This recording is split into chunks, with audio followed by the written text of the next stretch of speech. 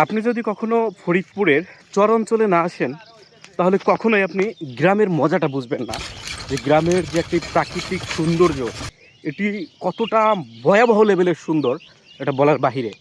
এই যে দেখেন, আমি এখন একটা ব্রিজ পার হচ্ছি, আর এটি কিন্তু সম্পূর্ণ কাঠের এবং বাঁশের ব্রিজ। এটি হচ্ছে কলই। আমি এটাকে আমাকে ভাষায় আর কি, আমাদের যারা যখন শৈশবে ছিলাম সিম বলে, তো আমি এটা সিম ছিটতেছি। এই ক্ষেতটা দেখে ভালো লাগলো, যার কারণে এটা কয়েকটা ছিঁড়ে নিয়ে যাচ্ছি যে পরবর্তীতে খাবো। গ্রামগঞ্জের এই পথ প্রান্তরে এভাবেই যেন ঘুরে বেড়াতে পারি।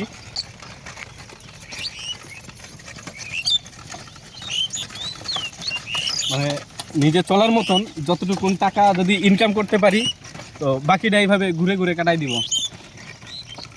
টাটা।